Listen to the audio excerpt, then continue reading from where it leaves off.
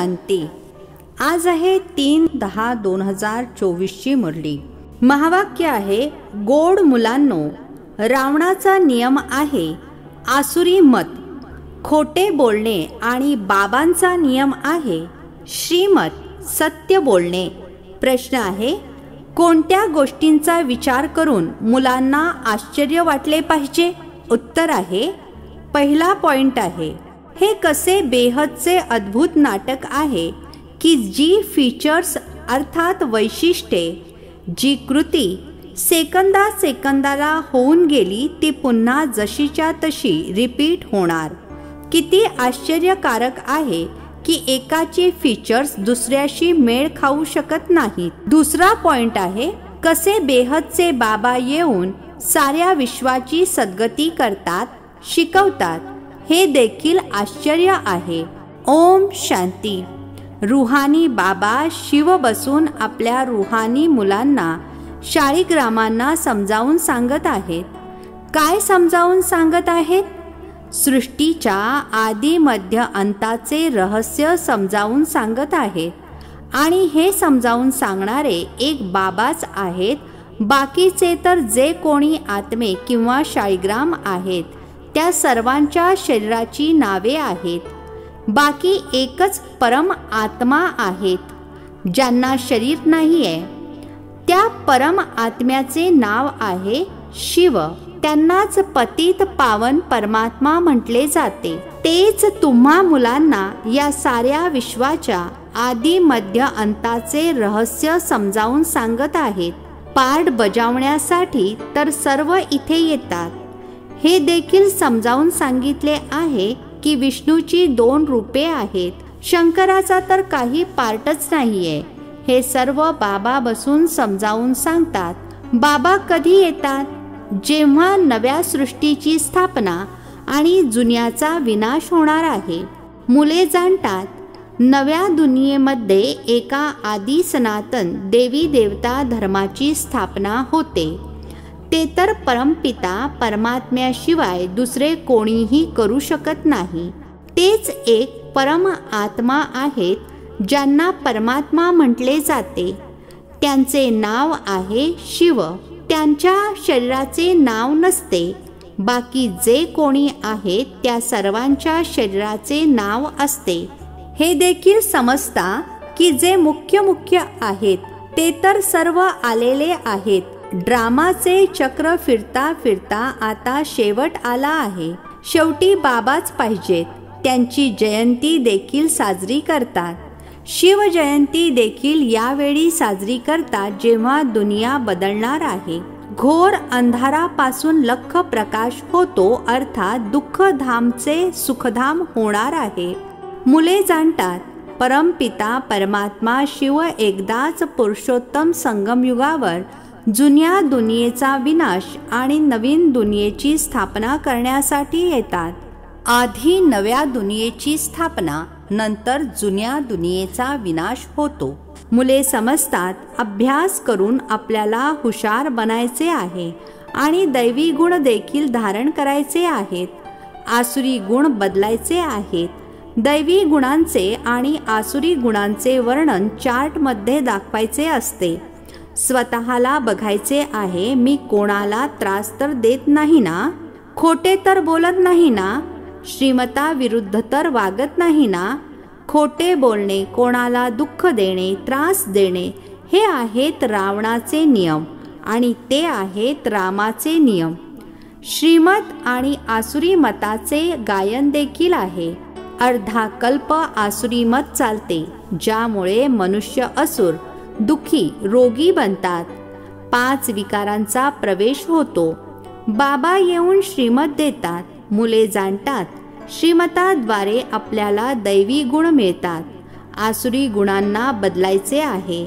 जर आसुरी गुण राहिले तर कमी दर्जाचे पद मिळेल. जन्मजन्मांतरीच्या पापांचे जे ओझे डोक्यावर आहे ते नंबरवार पुरुषार्थानुसार हलके होईल. हे देखील समजता की आता हे आहे पुरुषोत्तम संगम युग. बाबांद्वारे आता दैवी गुण धारण करून नव्या दुनियेचे मालक बनतो. तर यावरून सिद्ध होते की जुनी दुनिया जरूर नष्ट होणारच आहे. नव्या दुनियेची स्थापना ब्रह्मा कुमार कुमारींद्वारे होणार आहे, हा देखील पक्का निश्चय आहे. म्हणून सेवा करत आहेत. कोणा ना कोणाचे कल्याण करण्यासाठी प्रयत्न करत राहतात. तुम्ही जाणता आपले भाऊ बहिणी किती सेवा करतात. सर्वांना बाबांचा परिचय देत राहतात. बाबा आले आहेत. जरूर अगदी सुरुवातीला थोड्या जणांनाच परिचय मिळेल, मग वृद्धी होत जाईल. एका ब्रह्माद्वारे किती ब्रह्मा कुमार बनतात. ब्राह्मण कुळ तर जरूर पाहिजे ना. तुम्ही जाणता आपण सर्व ब्रह्मा कुमार कुमारी आहोत. शिवबाबांची मुले सर्व भाऊ भाऊ आहोत. खरे तर भाऊ भाऊ आहोत. मग प्रजापिता ब्रह्माचे बनल्यामुळे भाऊ बहिणी बनतो आणि मग दैवी कुळामध्ये जाऊ तेव्हा नात्यांमध्ये वाढ होत जाईल. यावेळी सर्व ब्रह्माचे मुलगे आणि मुली आहेत तर एकच कुळ झाले. याला घराणे म्हणणार नाही. आता राज्य ना कौरवांचे आहे ना पांडवांचे.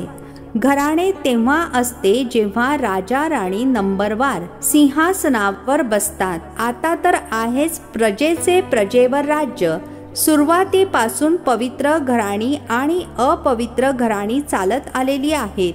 देवतांचेच घराणे पवित्र घराणे आहे. मुले जाणतात 5000 वर्षांपूर्वी स्वर्ग होता तेव्हा पवित्र घराणे होते. त्यांची चित्रे अर्थात प्रतिमा देखील आहेत. किती आलिशान मंदिरे बनलेली आहेत. बाकी कोणाची मंदिरे नाहीत. या देवतांचीच खूप मंदिरे आहेत. मुलांना समजावून सांगितले आहे की बाकी सर्वांच्या शरीरांची नावे बदलतात. यांचेच नाव शिव चालत आले आहे. शिव भगवान उवाच, कोणत्याही देहधारीला भगवान म्हटले जात नाही. बाबांव्यतिरिक्त इतर कोणीही बाबांचा परिचय देऊ शकणार नाही, कारण ते तर बाबांना जाणतही नाहीत. इथे देखील बरेच आहेत ज्यांच्या बुद्धीतच येत नाही की बाबांची आठवण कशी करावी. गोंधळून जातात. इतका छोटा बिंदू, त्याची आठवण कशी करायची. शरीर तर मोठे आहे, त्याचीच आठवण करत राहतात. असेही गायन आहे. भ्रकुटी के बीच चमकता है सितारा, अर्थात आत्मा ताऱ्याप्रमाणे आहे. आत्म्याला शाळीग्राम म्हटले जाते. शिवलिंगाची सुद्धा मोठ्या रूपामध्ये पूजा होते. जसे आत्म्याला पाहू शकत नाही, शिवबाबा सुद्धा कोणाला दिसू शकत नाही. ते मार्गामध्ये बिंदूची पूजा कशी करणार, कारण सर्वात आधी शिवबाबांची अव्यभिचारी पूजा सुरू होते ना. तर पूजेसाठी जरूर मोठी चीज पाहिजे. शाळीग्राम देखील मोठे अंडाकृती बनवतात. एकीकडे अंगुष्ठाकार सुद्धा म्हणतात आणि मग तारा देखील म्हणतात. आता तुम्हाला तर एका गोष्टीवर पक्के राहायचे आहे. अर्धा कल्प मोठ्या आकारामध्ये पूजा केली आहे. आता पुन्हा बिंदू समजणे यामध्ये मेहनत सुद्धा आहे. पाहू शकत नाहीत, हे बुद्धीने जाणावे लागते. शरीरामध्ये आत्मा प्रवेश करते, जी मग निघूनही जाते, परंतु कोणी बघू शकत नाही. मोठी गोष्ट असेल तर बघता देखील येते. बाबा देखील असे बिंदू आहेत, परंतु ते ज्ञानाचा सागर आहेत. इतर कोणाला ज्ञानाचा सागर म्हणता येणार नाही. शास्त्रे तर आहेत भक्ती मार्गाची. इतकी सारी वेदशास्त्रे इत्यादी कोणी बनवली. म्हणतात व्यासाने बनवली. क्राइस्टच्या आत्म्याने कोणतेही शास्त्र बनवलेले नाही. ते तर नंतर मनुष्य बसून बनवतात. त्यांना ज्ञान तर काहीच नाही आहे. ज्ञानसागर आहेतच एक बाबा.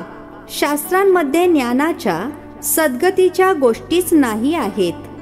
प्रत्येक धर्माचे लोक आपापल्या धर्मस्थापकाची आठवण करतात. देहधारीची आठवण करतात. क्राइस्टचे देखील चित्र आहे ना. सर्वांची चित्रे आहेत. शिवबाबा तर आहेतच परम आत्मा. आता तुम्ही समजता सर्व आत्मे भाऊ भाऊ आहेत. भावांना ज्ञान नसते. जे ज्ञान इतर कोणाला देतील आणि सद्गती करतील. सद्गती करणारे आहेतच एक बाबा. यावेळी भाऊ देखील आहेत आणि बाबा देखील आहेत. बाबा येऊन विश्वातल्या सर्व आत्म्यांना सद्गती देतात. विश्वाचे सद्गतीदाता एकच आहेत. श्री श्री 108 जगद्गुरू म्हणा किंवा विश्वाचे गुरु म्हणा, गोष्ट एकच आहे. आता तर आहे आसुरी राज्य. संगमावरच बाबा येऊन या सर्व गोष्टी समजावून सांगतात. तुम्ही जाणता खरोखर आता नवीन दुनियेची स्थापना होत आहे आणि जुन्या दुनियेचा विनाश होत आहे. हे देखील समजावून सांगितले आहे. पतित पावन एक निराकार बाबाच आहेत. कोणी देहधारी पतित पावन असू शकत नाही. पतित पावन एक परमात्माच आहेत. पतित पावन सीताराम असे जरी म्हटले तरी देखील बाबांनी समजावून सांगितले आहे. भक्तीचे फळ देण्यासाठी स्वयं भगवान येतात. तर सर्व सीता आहेत ब्राइड्स अर्थात वधू आणि ब्राइडग्रूम अर्थात वर एक राम, जो सर्वांना सद्गती देणारा आहे. या सर्व गोष्टी बाबाच बसून समजावून सांगतात. ड्रामा अनुसार तुम्हीच पुन्हा 5000 वर्षांनंतर या गोष्टी ऐकाल. आता तुम्ही सर्वजण शिकत आहात. शाळेमध्ये किती भरपूर जण शिकतात. हा सर्व ड्रामा बनलेला आहे. ज्यावेळी जे शिकतात, जी कृती होते तीच कृती पुन्हा कल्पानंतर हुबेहूब होणार. हुबेहूब असेच 5000 वर्षांनंतर पुन्हा शिकाल. हा अनादी ड्रामा पूर्वनियोजित आहे. जे काही बघाल सेकंदा सेकंदाला नवीन गोष्ट दिसेल. चक्र फिरत राहील. नव्या नव्या गोष्टी तुम्ही बघत राहाल. आता तुम्ही जाणता हा 5000 वर्षाचा ड्रामा आहे जो चालतच राहतो. यामध्ये तपशील तर खूप आहेत.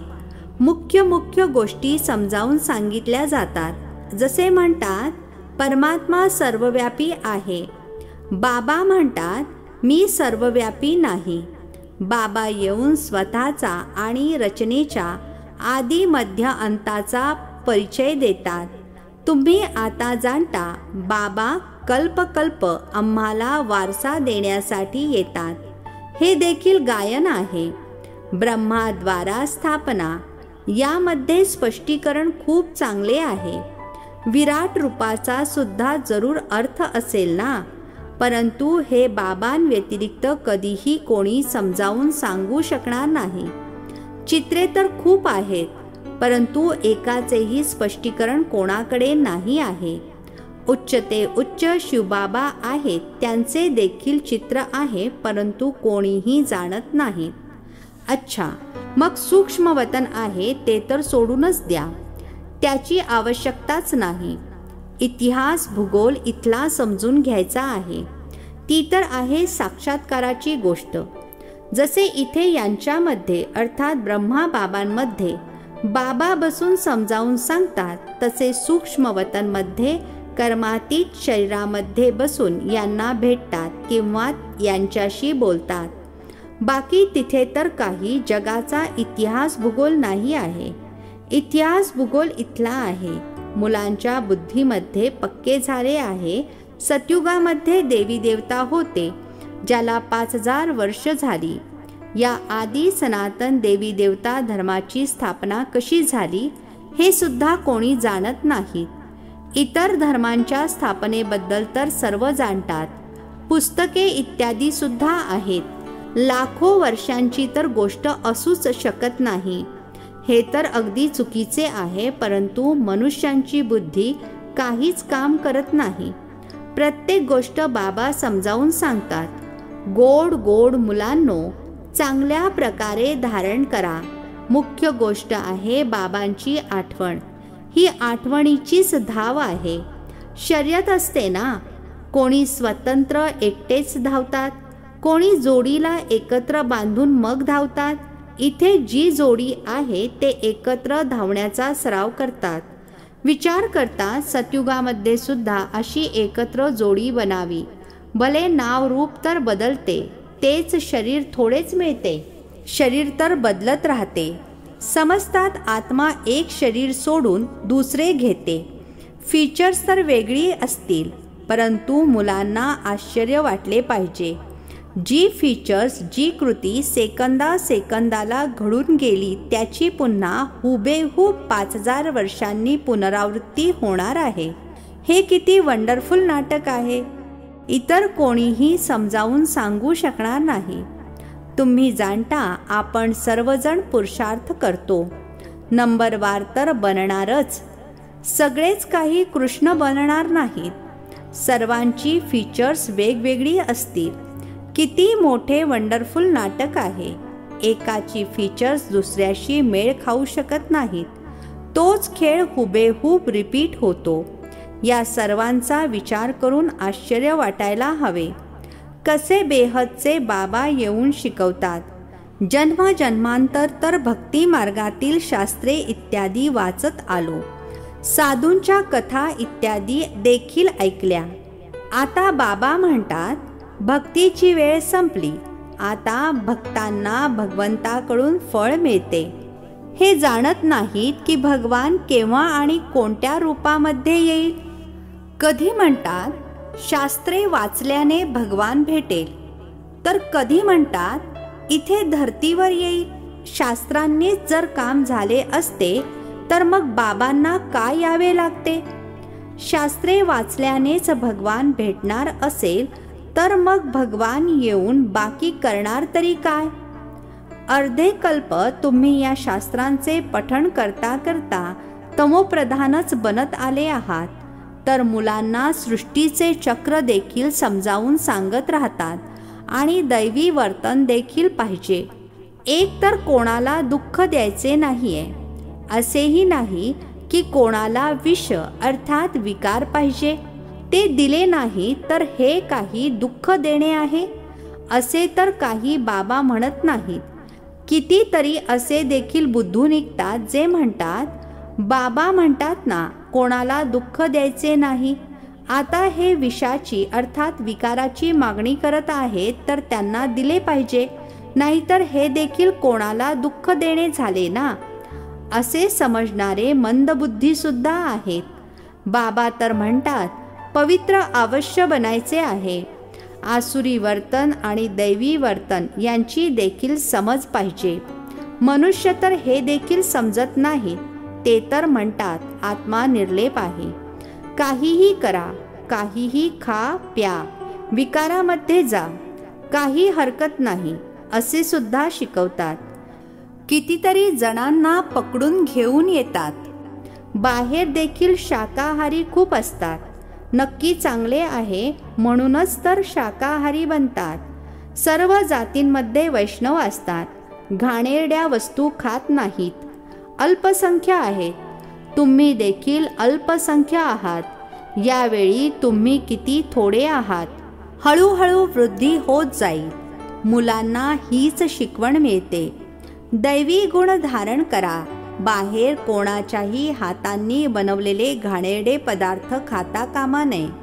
अच्छा, गोड गोड खूप खूप वर्षांनंतर भेटलेल्या मुलांप्रती मात पिता बापदादांची प्रेमपूर्वक आठवण आणि सुप्रभात. आत्मिक पित्याचा आत्मिक मुलांना नमस्ते. आम्हा आत्मिक मुलांचा आत्मिक पित्याला नमस्ते. धारणेसाठी मुख्य सारांश आहे. पहिला पॉइंट आहे, स्वतःच्या चार्टमध्ये पाहायचे आहे. पहिला पॉइंट, मी श्रीमताच्या विरुद्ध तर चालत नाही ना. दुसरा पॉइंट आहे, खोटे तर बोलत नाही ना. तिसरा पॉइंट आहे, कोणाला त्रास तर देत नाही ना.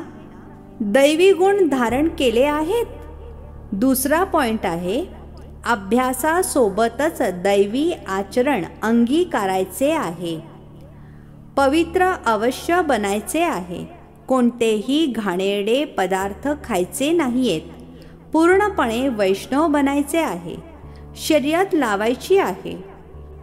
आजचे वरदान आहे, बाबांच्या आज्ञेनुसार बुद्धीला साफ ठेवणारे व्यर्थ किंवा विकारी स्वप्नांपासून मुक्त भव.